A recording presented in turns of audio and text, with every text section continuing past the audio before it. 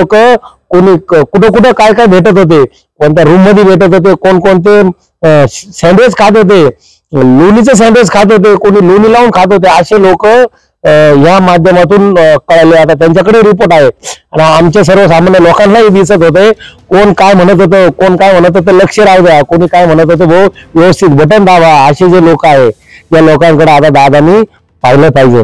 आणि सर्वसामान्य जे लोक आहे आम्हाला काही विषय काही विरोध करायचं काही कारण नाही. तुम्ही जर आमचं चांगलं काम केलं तर तुम्ही जे म्हणताय का लॉकेट काय दादाचा आम्ही माल घेऊन जप करू.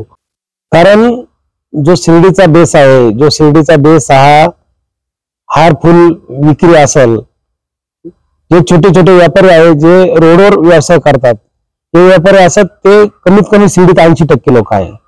आणि कोरोना काळाच्या अंतर्गत कोरोना काळामध्ये जे हार फुल प्रसाद जे पूर्ण महाराष्ट्रात नव्हे तर पूर्ण देशामध्ये धार्मिक स्थळावर बंदी आली होती, ती बंदी शिर्डी सारख्या ठिकाणी 2 वर्ष उलटूनही ती बंदी तशीच राहिली. मात्र महाराष्ट्रामध्ये सर्व ठिकाणी ती बंदी उठल्या गेली होती. कारण शिर्डी सारख्या ठिकाणी जे 4-5 हजार कुटुंब या व्यवसायावर अवलंबून आहे. आणि शिर्डीचा जो आपण शिर्डीचा नव्हे तर देशाचा कणा म्हणतो शेतकरी, तो शेतकरी या पंचकृषीतला या फुल गुलछडी काय जे जे फुलं असेल, झेंडू, हे उत्पादन एक व्यवसाय म्हणून हजारो रुपये या माध्यमातून कमवत होते. आणि ते बंद झाल्यानंतर त्यांचं सर्व जे दिनक्रम आहे, त्यांचा जो दिनक्रम आहे तो बिघडला गेला होता. आणि ते फार सर्वच व्यापारी असेल, छोटे छोटे व्यावसायिक असेल, फुलं विक्रेते असेल, दुकानदार असेल, ते एक मेटाकुटीला आले होते. आणि सर्व जे काही इंग्लिश मिडियम शाळेतले मुलं आहेत त्यांना सुद्धा असा पर्याय झाला होता की त्यांना इंग्लिश मिडियम मधून मराठी शाळेत टाकण्याची वेळ आली होती. अशा माध्यमातून आमच्या सारख्या जे युवक आहे, जे जनतेची काळजी घेणारे लोक आहे, ते त्या माध्यमातून आम्ही विचार केला की या गोष्टी चालू झाल्या पाहिजे. कारण महाराष्ट्रामध्ये सगळीकडे चालू झालेला आहे, शिर्डीत का बंद आहे त्याचे विविध कारण होते. अनेक लोकांनी त्याबाबत वेगवेगळे विश्लेषणही केले आहे. परंतु जर दुसरा पर्यायच नाही तर हे पर्याय चालू करून आपण शिर्डीचे जे कुटुंब आहे, जे गोरगरीब कुटुंब आहे, दलित आहे, वंचित लोक आहे आणि शेतकरी आहे, हे आपण चालू करून निदान त्यांना न्याय दिला पाहिजे असं आमची एक प्रामाणिक भूमिका होती. त्या माध्यमातून आम्ही या विषयावर एक तोंड फोडण्याचं काम चालू केलं व त्यामध्ये दिगंबर कोते सारखे माणसं उपोषणाला बसले, संजय काळे सारखे माणसं तिकडून पायी येऊन या विषयावर तोंड घातलं व आमच्या सारख्याने आंदोलन करून 353 सारखे गुन्हे आमच्यावर ज्यावेळेस पडले तर त्यावेळेस खऱ्या अर्थाने प्रशासन जागं झालं. आणि प्रशासन जागं झालेलं असताना त्यांना काही निर्णय घ्यावा लागले. आणि त्या निर्णयाच्या माध्यमातून कलेक्टर साहेबांना एक आदेश काढावा लागला की हे फुलं जे शेतकरी आहे ते अवलंबून आहे त्यांना योग्य त्या पद्धतीने योग्य त्या पद्धतीने त्यांना आपल्याला न्याय द्यावा लागेल. आणि त्याच हिशोबाने साई भक्त जे आहे त्यांनाही लूटमार झाली नाही पाहिजे असं कुठंतरी एक समन्वयक साधून योग्य त्या पद्धतीने रेट लावून जे नगरपालिका असेल, संस्थान असेल यांनी विचार विनिमय करून रेट लावून ते हार साईजनुसार त्या हाराच्या फुलाच्या एक 4-4 महिन्याचा जो अंतर आहे त्या अंतरात त्यांचे रेट ठरवून ते चालू करावं असं कलेक्टर साहेबांनी ज्यावेळेस आदेश पारित केला. परंतु तो आदेश मंजूर करण्यासाठी संस्थांमध्ये त्रिसदस्यीय समिती असल्यामुळे तो आदेश पारित करण्यासाठी कोर्टात जावं लागतं आणि त्या अनुषंगाने संस्थान कोर्टात गेलं. परंतु त्या अनेक घडामोडी त्यामध्ये झाल्या, अनेक लोकांच्या त्याच्यात न होण्यासाठी पण प्रयत्न चालू होते. परंतु बाबांचा आशीर्वाद या सर्वसामान्य गोरगरीब कुटुंबावर असल्यामुळे व या शेतकऱ्यांच्या ज्या दुःख आहे ते बाबांना जाणवत होतं आणि त्या माध्यमातून बाबांनी या कोर्टाचा जे न्याय आहे जो कोर्टाकडून न्याय भेटला आणि साईबाबाच्या आशीर्वादानेच हे न्याय भेटला असं आम्हाला वाटतं. परंतु हे होत असताना त्याच्यात खऱ्या अर्थाने आम्हाला ते मान्यच करावं लागेल. आम्ही जर विरोधक आहे तर ज्या शेतकऱ्यांनी याच्यात याचिका टाकली, नांदुरकीचे जे शेतकरी आहे, अस्सगावचे जे शेतकरी आहे त्यांनी त्या गोष्टीत फॉलोअप केला. परंतु या सगळ्या हायकोर्टात जाणं हे कॉस्टली पैसेच लागतात आणि त्या पैशाची मदत सुजयदादा विखे पाटील यांनी 100% केली. ते आम्हाला मान्यच करावं लागेल. आणि म्हणून हा निकाल एक चांगल्या गतीने लवकरात लवकर लागला.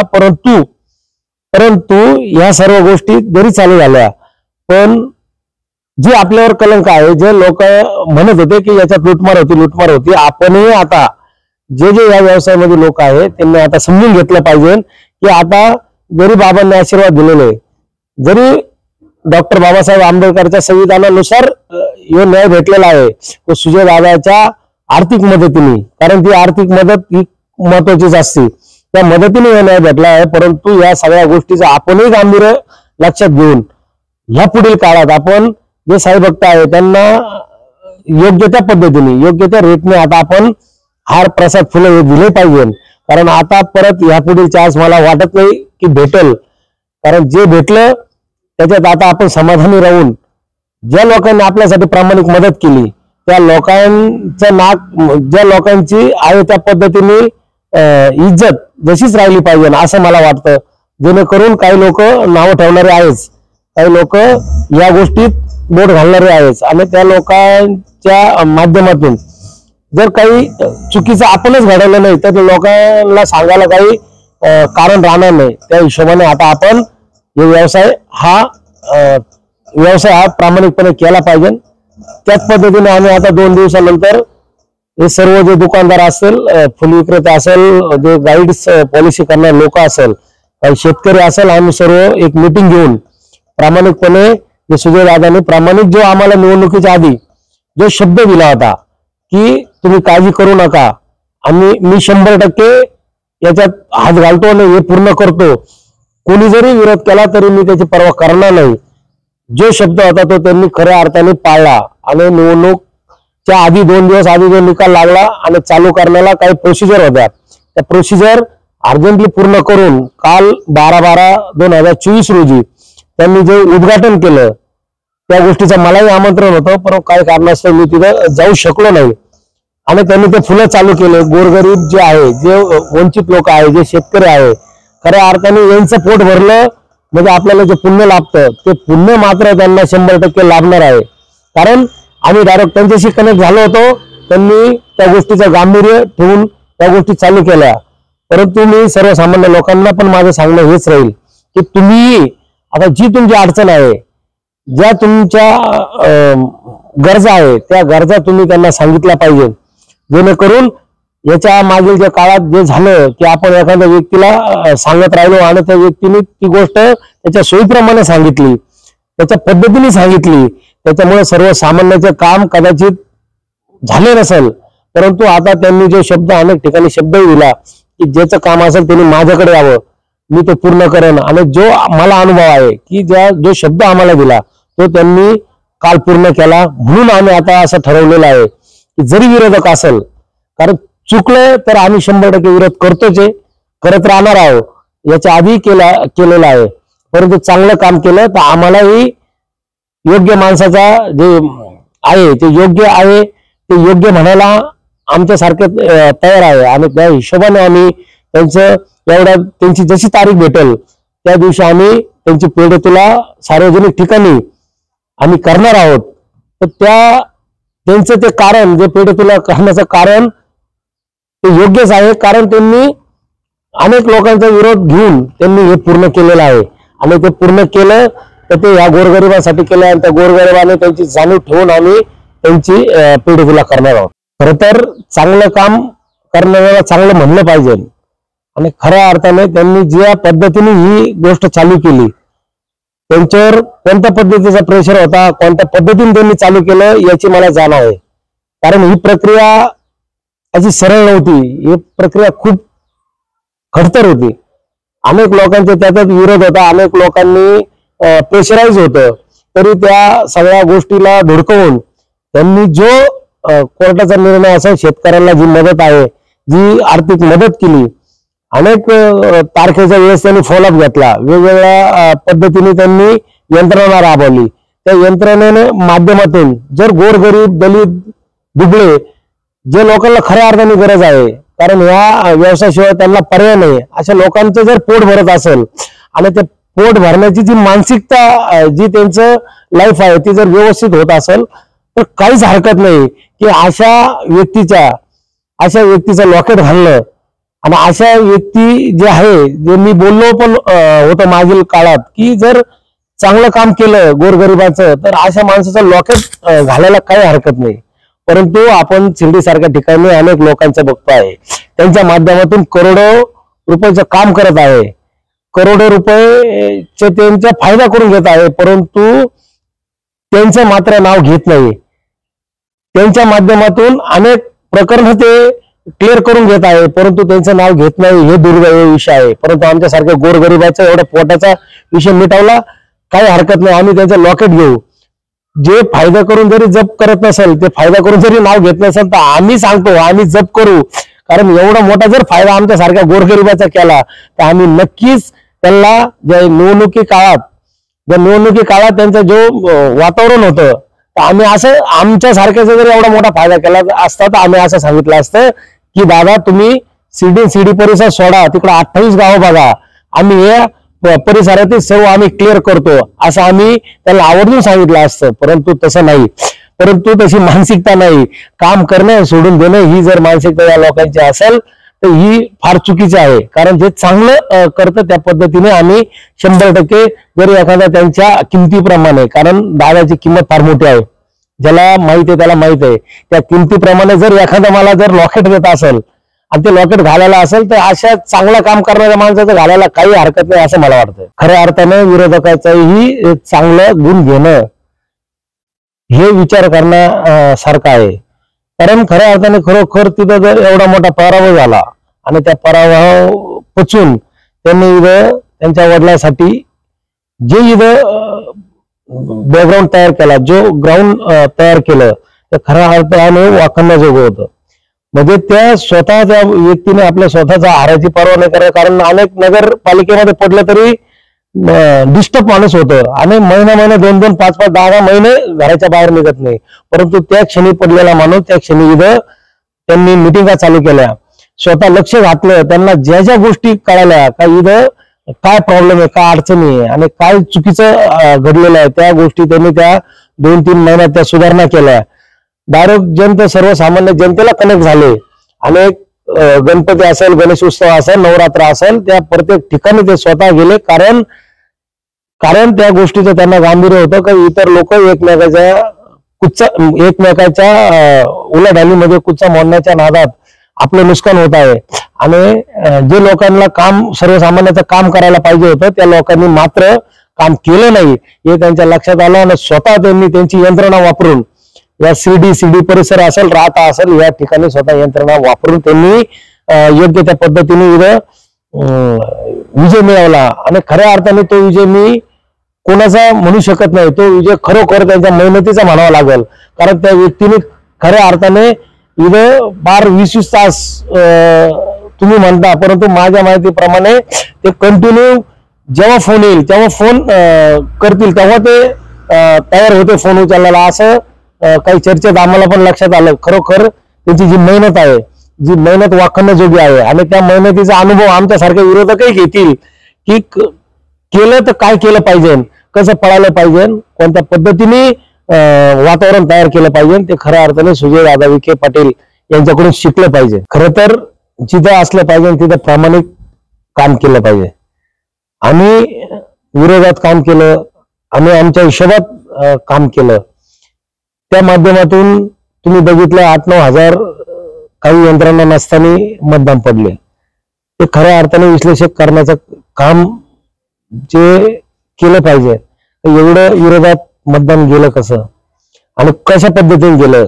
म्हणजे माझं जर असं मत आहे की तुम्ही सर्वसामान्याचं काम केलं तर एवढं मत पडले नाही पाहिजे. कारण ही त्यांना राज्याचं नेतृत्व करायचं असतं, आमदार खासदारांना, आणि ते त्यांच्या हिशोबाने काम करत राहतात. जे सीडी शहर सारखं असेल किंवा वेगवेगळे गावं असेल, त्या गावात ज्या कार्यकर्त्याला ती जबाबदारी, समजा एखादा नगराध्यक्ष केला, एखादा नगरसेवक केला तर त्याला ती जबाबदारी द्यावी लागते. बाबा तुला निवडून आणताना आम्ही पुरेपूर प्रयत्न केले, आता तू सर्वसामान्याचं काम कर. परंतु शिर्डी सारख्या ठिकाणी हे काम होऊ शकलं नाही. आणि त्याच माध्यमातून जे मतदान घोगरे जायला पडलं ते निगेटिव्ह, म्हणजे ज्या भावना लोकांच्या दुखलेल्या होत्या त्या भावना त्या भावनेचं तिथं रूपांतर मतात झालं. परंतु जे काही मतदान होतं, जे काही अनेक पडलं, ते मतदान एक होतं की साहेब आहे, साहेबांना आपण मतदान ह्यावेळेस करूया. परंतु जरी आज 10-12 हजार मतदान हे साहेब म्हणून साहेबांना पडले असेल, परंतु नगरपालिकेच्या या निवडणुकीमध्ये हे वेगळं वातावरण राहणार आहे.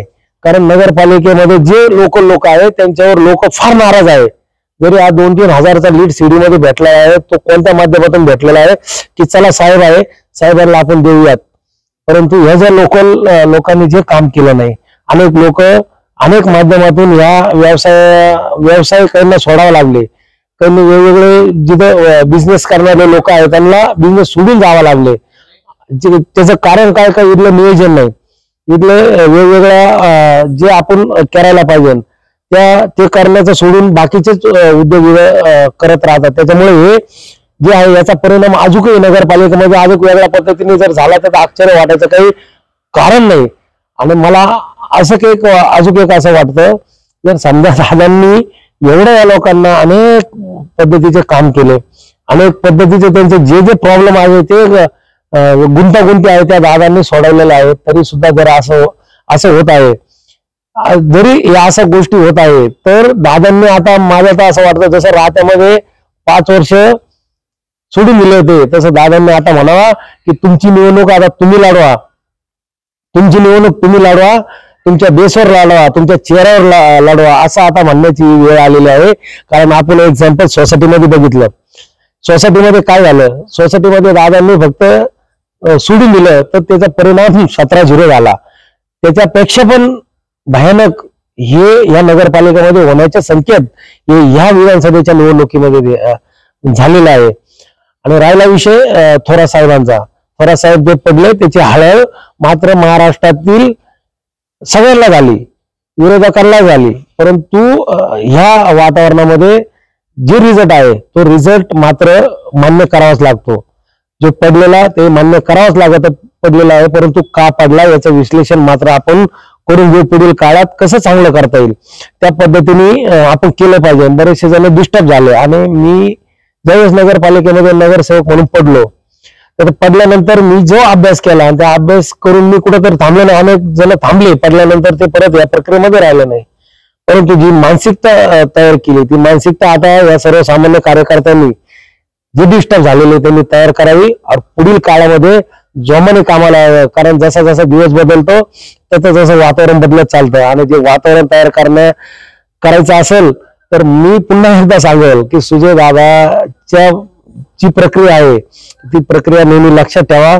पडल्यानंतर ज्या माणसाने जे ग्राउंड तयार केलं, ज्या पद्धतीने माणूस पळाला त्या पद्धतीने आता पळा, जेणेकरून भविष्य काळात जसं त्यांनी रिझल्ट हे जे मेहनत रिझल्ट रूपी तयार केलं तसं आपणही आता रिझल्ट रूपी तयार केलं पाहिजे. आणि सर्व ते झटकून जे जे निगेटिव्ह असेल जे सर्व झटकून नव्याने नव्या उमेदीने, जसा दिवस नव्याने उगतो तसं नव्या उमेदीने आता सर्व जे लोक आहे विरोधक आहे त्यांनी आता उभं राहायला पाहिजे. खरं तर मी अनेक निवडणुका बघितलेल्या आहे. त्या निवडणुकामध्ये चेहरा हा विखे पाटलांचा वापरायचा, काय असं माया ही सर्व विखे पाटलाची वापरायची. परंतु नंतर निवडून आल्यानंतर जी गडबड व्हायची ती गडबड खऱ्या अर्थाने याचा कारणीभूत आहे. जे नगर सेवकांनी, ज्या नगर अध्यक्षांनी हे केलं पाहिजे, जे सर्वसामान्याचं काम केलं पाहिजे ते मात्र यांच्याकडून कोणाकडूनच झालं नाही. आणि त्याचा परिणाम जे निगेटिव्ह वातावरण तयार झालं होतं या 2-4 महिन्याच्या कालावधीत, की आमचे हे काम झालं नाही, आमचे फुलं चालू झाले नाही, आमच्या पोटावर मारलं गेलं, शेतकऱ्यांच्या माध्यमातून अनेक तक्रारी तिथं गेल्या, अनेक नाराज्या गेल्या.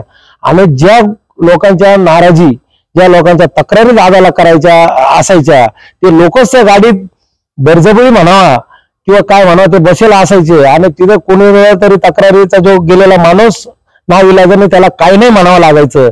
आणि त्याच्यामुळं त्या गोष्टीचं कारण ठेवून ते दादांच्या पर्सनल यंत्रणेकडून त्यांच्या लक्षात आलं. आणि मग त्यांनी जो विषय घेतला की कुणी माझ्या गाडीत बसू नये, आणि ते सर्वसामान्याला जो गरगरीब आहे त्यांच्या लक्षात आलं की आता त्यांच्या लक्षात आलं की आता योग्य त्या पद्धतीने ते मार्गी लागलेला आहे, आता काही हरकत नाही, कारण आता सर्वसामान्याचा आवाज म्हणून सुजय विखे राहणार आहे. जरी साहेबांनी काही गोष्टी टाळल्या असेल पण सुजय दादा 100% जे बोलतोय तो माणूस करणार आहे. त्या उद्देशाने आमच्या सारख्याने सुद्धा त्यांच्याकडून अपेक्षित ठेवलं व सर्वसामान्य लोक त्यांच्या ज्या भाषणावर त्या 2 ठिकाणी जे बोलले, माझ्या गाडीत कुणीही बसू नका, आता माझ्या गाडी एक सर्वसामान्य माणूस राहील, ते भावलं गेलं आणि त्यांच्या दादांच्या त्या बोलण्याकडे सर्वसामान्य लोक अट्रॅक्शन झालं. आणि या माध्यमातून त्यांच्या बरोबर जे आता घडलं, जे शिर्डी सारख्या ठिकाणी मतदान पडलं, ते त्यांच्याच फलित आहे. कारण आपण जरी बघितलं तर 8-9 हजार विरोधकांचंही मत आहे. हे विरोधकाचं मत सुद्धा एक विचार करण्यासारखं आहे, कारण हे कोणाच्या तरी भरोश्यावर राहून एवढे निगेटिव्ह लोकांच्या माइंड मध्ये ते झालेलं आहे. आता दादांनी, मी मागील याच्यातही सांगितलं का आता दादांनी सर्वसामान्य झोपडपट्टीत जो प्रवास चालू केलेला आहे त्या सर्वसामान्य माणसाला भेटणं, तर या सर्वसामान्य माणसाला भेटल्यामुळे आता तो सर्वसामान्य माणूस त्याच्या अडचणी त्यांना सांगत आहे आणि त्या अडचणीचं निवारण ताबडतोब होत आहे. त्या अर्थाने आता योग्य त्या पद्धतीने भविष्य काळात, म्हणजे मी तर म्हणतो आगे आगे देखो होता है क्या, कारण दादांचा एक डायलॉगही मला आठवतो का आता हे जे आहे, जे आता काम करणं आहे, जे सर्वसामान्याचं काम आहे ते मी आता करणार आहोत, मला कोणी आता बोलायचं नाही, मी ज्याच्याकडे जाईन मला कोणी तक्रार करायची नाही. हे जो शब्द आहे तो आमच्या सारख्या विरोधकालाही कुठेतरी भावलेला आहे. कारण आमचा काय विरोध त्यांना नाही, आमचा विरोध, आमचं जर काम इथं होत नसेल तर आमचं साहजिकच आम्ही त्यांच्यावर बोट ठेवणार आहे. आणि त्यांच्या इथले जे आहे ते कोणाच्या ताकदीवर बोलतात लोकांना, ते त्यांच्या ताकदीवर बोलतात. त्याच्यामुळे आता दादांनीही जसं ह्या लोकांसाठी हक्काने हे लोक त्यांना बोलून घेतात, काम करतात, तसं दादाने आता हक्काशीर सांगितलं पाहिजे, आता गोरगरिबाचे तुम्ही काम माझ्याकडे घेऊन या. कारण अनेक ठिकाणी मी पाहिले एकच बिल्डिंग, परंतु रोड तिथं अनेक एकरामध्ये करून दिले. ते कशासाठी? ते तुम्ही दादांना मदत करायसाठी, परंतु त्यासारखेच लोक विरोधात काम केले. अनेक लोकांना पाहिजे तसं सांगितलं तुमचं काय काय नाही, अनेक कामं केले, फार जे नाही ते त्यांनी म्हणले अधिकाऱ्याच्या बदल्या लगेच ताबडतोब केल्या. परंतु आपण निवडणुकीच्या काळामध्ये बघितले तर मोजके लोक फक्त प्रामाणिक काम करत होते, परंतु काही लोक कोणी कुठं काय काय भेटत होते, कोणत्या रूम मध्ये भेटत होते, कोणते सँडविच खात होते, लोणीचे सँडविच खात होते, कोणी लोणी लावून खात होते, असे लोक या माध्यमातून कळाले. आता त्यांच्याकडे रिपोर्ट आहे आणि आमच्या सर्वसामान्य लोकांनाही दिसत होते कोण काय म्हणत होतं लक्ष राहू द्या, कोणी काय म्हणत होतं भाऊ व्यवस्थित बटन दाबा, असे जे लोक आहे त्या लोकांकडे आता दादांनी पाहिलं पाहिजे. आणि सर्वसामान्य जे लोक आहे, आम्हाला काही काही विरोध करायचं काही कारण नाही. तुम्ही जर आमचं चांगलं काम केलं तर तुम्ही जे म्हणताय का लॉकेट काय दादाचा आम्ही माल घेऊन जप करू. कारण एवढं जर चांगलं काम करत असेल आणि या लोकांसारखं कोटी रुपयाचा फायदा जर करून देत असेल दादा, तर आमच्यासारखे अनेक सर्वसामान्य लोक, अनेक लोक त्यांचा जप करायला तयार आहे. आमचं काही हरकत नाही. फक्त दादानी एक लक्षात ठेवा, स्वतः लक्ष घालून सर्व गोरगरिबांचं जे कोणी शिकेल असेल त्याला कामाला लावून द्या. गोरगरिबाचं पोट पाणी असेल ते व्यवस्थित लावून द्या. आमचं कुठेही काही हरकत नाही. फक्त एक का जे कानात सांगणारे लोक आहे दादांनी थोडं त्यांना साईडला केलं पाहिजे असं आम्हाला वाटतं. आणि सर्वसामान्य जे प्रामाणिक आता रिपोर्टमध्ये त्यांचे काही गोष्टी गेलेल्या आहे, आता त्याची खऱ्या अर्थाने अंमलबजावणी केली पाहिजे. नुसतं जाऊ द्या म्हणलं नाही पाहिजे, कारण त्यांनी जी चूक केली, कारण ही जी वेळ होती ही कोरोनापेक्षा भयंकर विखे घालणारी वेळ होती. आणि अशा वेळेस जर कोणी काम करत नसेल तर ते लोक कधीही तुमचं काम करणार नाही, चांगलं तुमच्याविषयी विचार करणार नाही. या लोकांना तुम्ही साईडला टाका. या लोकांना साईडला टाकल्याला हजारो लोक तुम्हाला जॉईन झाल्याशिवाय राहणार नाही, हे मी तुम्हाला प्रामाणिक सांगतो. आणि यापुढील काळात आपण स्वतः ज्या पद्धतीने आता या 2-4 महिन्यामध्ये लक्ष देत आहात, या 2-4 महिन्यामध्ये आपण जे ऍक्टिव्हिटी तयार केलेला आहे आणि जो आता फुलाचा जो निर्णय झालेला आहे तो ऐतिहासिक निर्णय आहे, तो न विसरणारा निर्णय आहे. आणि जो आमच्यासारखे गोरगरीब शेतकरी, वंचित बहुजन, जे सर्वसामान्य महिला असेल त्याविषयी त्यांच्या चेहऱ्यावर बघितलं तर नवे चैतन्य निर्माण झालेलं आहे. आणि ते खऱ्या अर्थाने ते पुण्याचं काम आपण केलेलं आहे. जरी मी विरोधक आहे तर मी तुम्हाला आवर्जून सांगतो, आणि छाती ठोकपणे सांगतो की जे काम तुम्ही केलेलं आहे ते सलट करण्यासारखं आहे आणि त्या माध्यमातून आपण कधीही चांगल्या कामात आम्हाला आवाज द्या. आम्ही सगळ्यात पुढे राहू, सगळ्यात आधी राहू, हे तुम्हाला आम्ही 100% सांगतो. खुशखबर खुशखबर, विनायक डेव्हलपर्स यांचे मराठी पाऊल पडते पुढे. सबुरी पार्क मध्ये बुकिंग करा आपला प्लॉट. बस स्टॉप, शाळा, बँक अगदी 5 मिनिटांच्या अंतरावर. सबुरी पार्क साठी 20 फूट स्वतंत्र रोड. साई समाधी मंदिरापासून 10 मिनिटांच्या अंतरावर. प्लॉट पर्यंत पोहोचण्यासाठी 22 मीटर बायपास रस्ता. MSCB pole connection. 16 फूट अंतर्गत रस्ता व सर्व सोयी सुविधा. 2 मीटर अंतरावर वाचनालय. लहान मुलांसाठी भव्य गार्डन. रहिवाशांसाठी अनुकूल असा सुंदर परिसर. Zone yellow. ठिकाण कीज हॉटेलच्या बाजूला, साई श्रद्धा हाऊसिंग सोसायटी समोर, सबुरी पार्क, शिर्डी. तेव्हा त्वरा करा आणि आजच आपला प्लॉट बुक करा. आमचा संपर्क क्रमांक श्रीयुत विरेश चौधरी पाटील, मोबाईल क्रमांक 9011112010. श्रीयुत विनोद गोंदकर पाटील, मोबाईल क्रमांक 9511114442. तसेच श्रीयुत चैतन्य साबळे, मोबाईल क्रमांक 9970 75 0005.